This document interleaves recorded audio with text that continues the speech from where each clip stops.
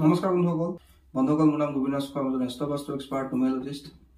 বন্ধুসকল আপোনালোকৰ সুবিধাৰ্থে মই চেনেলটোত বাস্তুৰ সম্পৰ্কে, সংখ্যা তত্ত্বৰ সম্পৰ্কে, জ্যোতিষৰ সম্পৰ্কে, তাৰ লগতে তন্ত্ৰৰ বিভিন্ন প্ৰয়োগৰ ভিডিঅ'সমূহ ইয়াত আপলোড কৰি থাকোঁ। গতিকে যদিহে আপোনালোকৰ মোৰ চেনেলৰ ভিডিঅ'সমূহ চাই ভাল লাগে, অনুগ্ৰহ কৰি মোৰ চেনেলটো ছাবস্ক্ৰাইব কৰিব, ভিডিঅ'সমূহ লাইক কৰিব, কমেণ্ট কৰিব আৰু যিমান পাৰে শ্বেয়াৰ কৰিব। বন্ধুসকল, আজি মই আপোনালোকৰ লগত আপোনালোকৰ মনৰ ইচ্ছা শীঘ্ৰে পূৰ্ণ হোৱাৰ এটা শক্তিশালী উপায় সম্পৰ্কে ক'বলৈ আগবাঢ়িছোঁ। গতিকে অনুগ্ৰহ কৰি ভিডিঅ'টো শেষলৈকে চাব যাতে সম্পূৰ্ণ কথাখিনি আপোনালোকে বুজি পায়। বন্ধুসকল, আমাৰ সকলোৰে মনত কিবা নহয় কিবা এটা ইচ্ছা থাকে। কাৰোবাৰ ভাল চাকৰি কৰাৰ ইচ্ছা থাকে, কাৰোবাৰ ভাল এজন ব্যৱসায়ী হোৱাৰ ইচ্ছা থাকে, কাৰোবাৰ ভাল পলিটিচিয়ান হোৱাৰ ইচ্ছা থাকে, কাৰোবাৰ এখন ভাল ঘৰ বনোৱাৰ ইচ্ছা থাকে, কাৰোবাৰ এখন ভাল গাড়ী লোৱাৰ ইচ্ছা থাকে।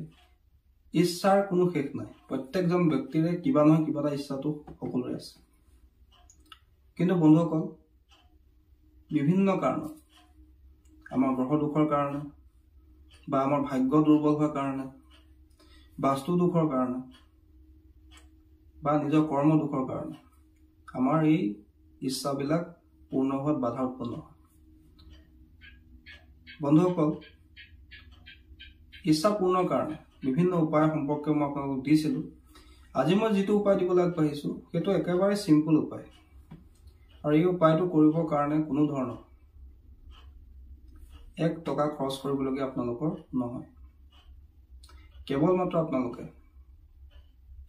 এটা মন্ত্ৰ প্ৰতিদিনে যেতিয়া সময় পায় 108 বাৰ জপ কৰিব, আৰু মন্ত্ৰ জপ কৰাৰ সময়ত আপুনি মনে মনে আপোনাৰ ইচ্ছা পূৰ্ণ হৈছে বুলি মনতে মেনিফেষ্ট কৰিব। অৰ্থাৎ আপুনি নিজে মনে মনে ভাবিব যে মোৰ আমুকটো ইচ্ছা পূৰ্ণ হৈছে। মন্ত্ৰ জপ কৰি থাকিব, লগতে আপোনাৰ মনৰ ইচ্ছা পূৰ্ণ হৈছে বুলি মনে মনে ভাবিব, অৰ্থাৎ মেনিফেষ্ট কৰিব। বন্ধুসকল, এনে কৰিলে আপোনালোকৰ চাব যে আপোনাৰ যদি সেই ইচ্ছা পূৰ্ণত কিবা বাধা বিঘিনি আছে, সেই বিঘিনি লাহে লাহে হ'ব। আপোনাৰ সেই ইচ্ছা পূৰ্ণ কৰাৰ ক্ষেত্ৰত আপুনি আগবাঢ়ি যাব পাৰিব। সেই মন্ত্ৰটো হৈছে অম্বিকা অনাধি নিধানা অশ্বৰোধি অপৰাজিতা। বন্ধুসকল, মন্ত্ৰটো আকৌ এবাৰ শুনি লওক। মন্ত্ৰটো একেবাৰে সৰু মন্ত্ৰ। মন্ত্ৰটো হৈছে অম্বিকা অনাধি নিধানা অশ্বৰোধি অপৰাজিতা।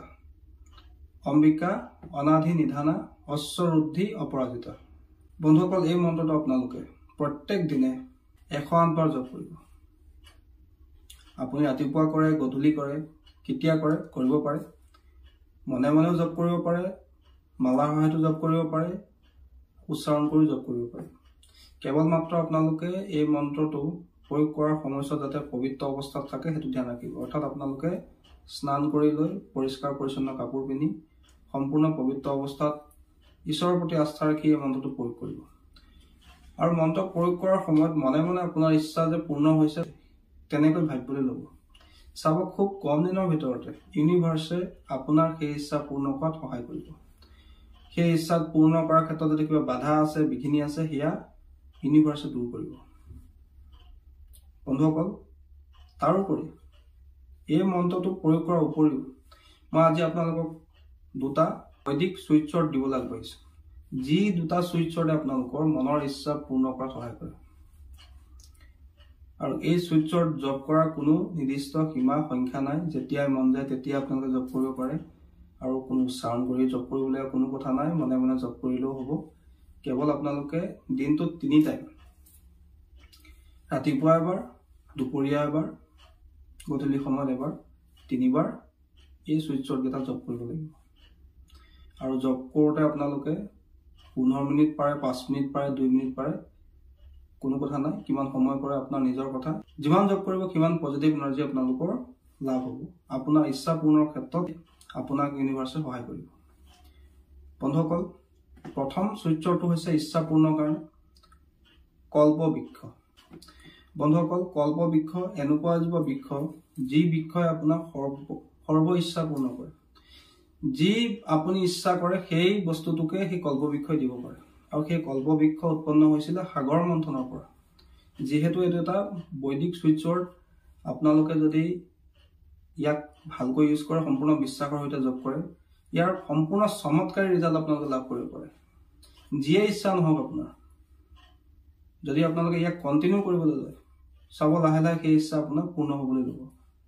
কিন্তু এনে নহয় যে বন্ধুসকল আপোনালোকে এই চুইটছৰটো এদিন জব কৰিলে, দুদিন জব কৰিলে তাৰ পৰা আপোনালোকৰ ভাল ফল লাভ হ'ব। হয়তো কিছু কিছু ক্ষেত্ৰত কিন্তু এদিন দুদিনতে ইয়াৰ ৰিজাল্ট লাভ কৰে। তাৰ কাৰণে অৱশ্যে আপোনাৰ বডিৰ এনাৰ্জিটো হাই হ'ব লাগিব।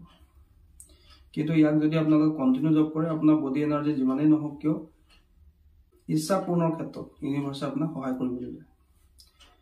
মানে আপোনালোকে জব কৰি থাকিব, কল্পবৃক্ষ কল্পবৃক্ষ কল্পবৃক্ষ উচ্চাৰণ কৰি জব কৰিবলৈ কোনো কথা নাই। দ্বিতীয়তে আপোনালোকে আৰু এটা চুইটছত জব কৰিব পাৰে। যদি কল্পবৃক্ষ জব কৰিব নোৱাৰে তেন্তে আপোনালোকে জব কৰিব কামধেনু। বন্ধুসকল, আপোনালোকে নিশ্চয় কামধেনু গায়ৰ নাম শুনিছে। কামধেনু গায়ো সাগৰ মন্থনৰ পৰা উৎপত্তি হৈছিলে আৰু কামধেনু গায়ো আমাৰ সকলো ইচ্ছা পূৰ্ণ কৰে। কামধেনু গায়ৰ শৰীৰত সমস্ত 33 কোটি দেৱী দেৱতা বাস কৰে বুলি কোৱা হৈছে।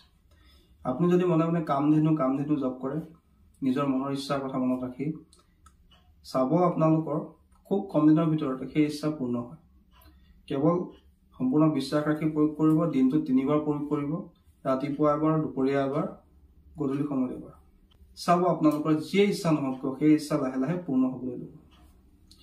বন্ধুসকল, আপোনালোকৰ ইচ্ছা পূৰ্ণৰ কাৰণে এই দুটা চমৎকাৰী উপায় মই আজি আপোনালোকক দিলোঁ। এটা মন্ত্ৰ দিলোঁ, দুটা বেদিক চুইটছৰ দিলোঁ। আপোনালোকে কৰি চাওক, আপোনালোকে নিজে প্ৰথমে ব্যৱহাৰ কৰি চাওক। ইয়াৰ ৰিজাল্ট আপোনালোকে নিজে অনুভৱ কৰিব। মই যিকোনো ৰিমেডিজ, সেয়া চুইটছৰ হওক মন্ত্ৰ হওক, বহু ক্ষেত্ৰত পৰীক্ষা কৰি আপোনালোকলৈ লৈ আহোঁ, যাতে আপোনালোকে ইয়াৰ পৰা ভাল ফল লাভ কৰিব পাৰে।